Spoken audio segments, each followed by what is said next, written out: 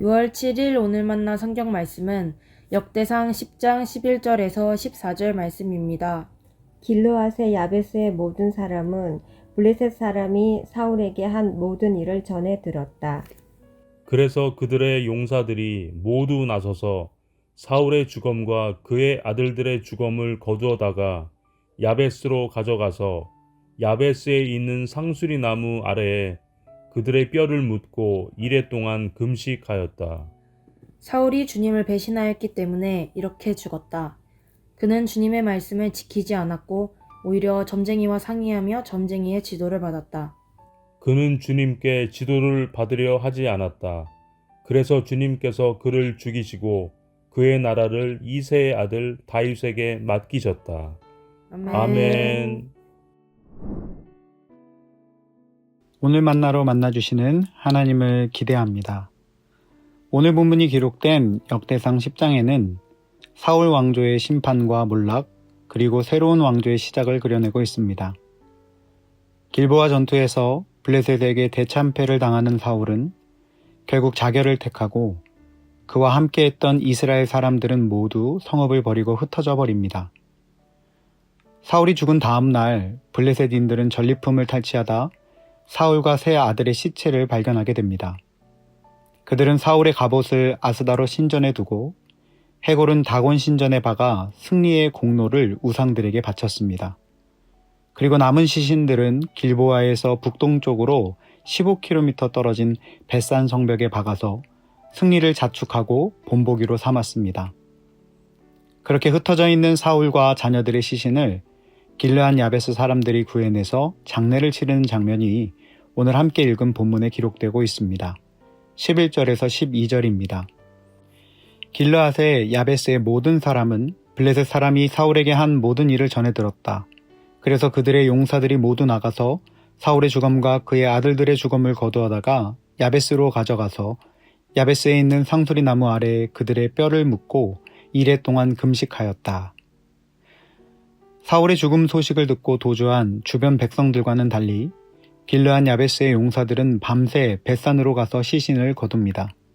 그리고 이들은 시신을 화장하고 뼈는 상수리 나무 아래에 장사하고 7일 동안 금식하며 애통하며 장례를 치릅니다. 이것은 당시 목숨을 건 행동이었습니다. 모두가 버리고 떠나버린 왕과 그의 자녀의 시신을 야베스 주민들은 왜 목숨을 걸고 찾아와 장례를 치러줬을까요? 그것은 사무엘상 11장에 사울이 군사를 동원하여 야베스 주민들을 구출한 일이 있었기 때문이라 유추해 볼 수 있습니다. 사울에게 받은 은혜가 있기 때문입니다. 이렇듯 사울왕은 누군가에게는 기억에 남는 은혜를 베푸는 왕이었습니다. 그럼에도 그와 그의 왕조가 몰락한 이유를 이어지는 13절과 14절에 기록하고 있습니다. 우리 개역개정 말씀으로 읽어보겠습니다. 사울이 죽은 것은 여호와께 범죄하였기 때문이라. 그가 여호와의 말씀을 지키지 아니하고 또 신접한 자에게 가르치기를 청하고 여호와께 묻지 아니하였으므로 여호와께서 그를 죽이시고 그 나라를 이새의 아들 다윗에게 넘겨주셨더라. 사울의 왕조가 몰락한 이유를 한마디로 표현해 본다면 잘못 물었기 때문이라 말할 수 있습니다. 역대기 기자는 사울이 신접한 자에게 가르치기를 청하고 여호와 하나님께 묻지 않는 범죄를 저질렀다고 기록합니다. 하나님께 잘 묻고 그 말씀에 순종해야 하는 이스라엘의 왕이 오히려 자신의 생각과 방법을 의지하고 나아가 하나님 아닌 신접한 자에게 그 뜻을 잘못 묻고 있는 것입니다. 아이러니하게도 사울의 이름의 뜻이 묻다, 구하다라는 뜻을 가진 히브리어 샤알에서 온 이름이라는 것이 또한 여러 생각을 해보게 합니다.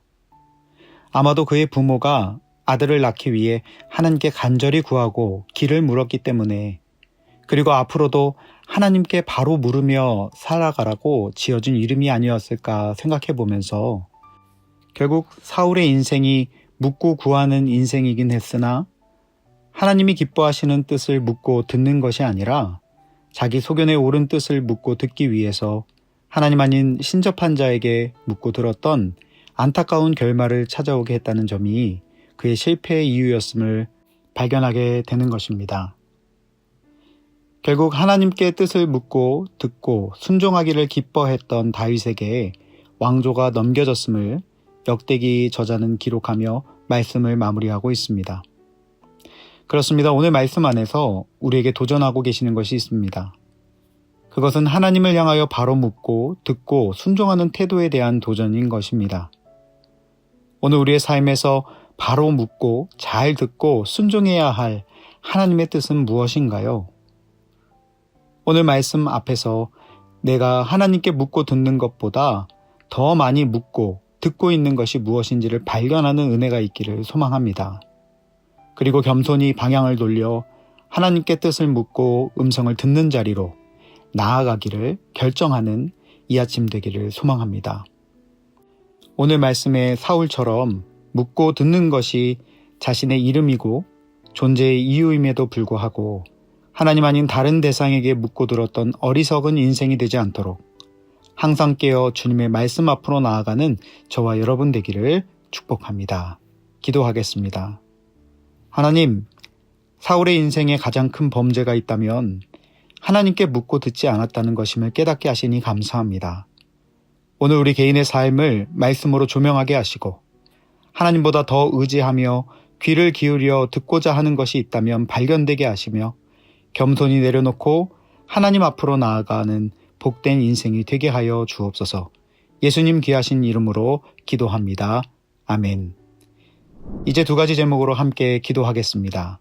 먼저는 오늘 하루 하나님의 뜻을 물으며 그분의 음성에 귀를 기울일 수 있는 마음을 허락하여 주시고 주시는 말씀에 순종할 때 얻는 참 기쁨과 평안을 누리는 하루가 되게 하옵소서 기도합시다. 두 번째는 내일 드려지는 예배 속에서 들려지는 하나님의 음성을 잘 청종하게 하시고 말씀 안에 주시는 뜻을 분별하여 순종함으로 열매를 맺는 한 주 되게 하옵소서. 우리 나눈 기도 제목을 가지고 기도하신 이후에 개인 기도 하시겠습니다.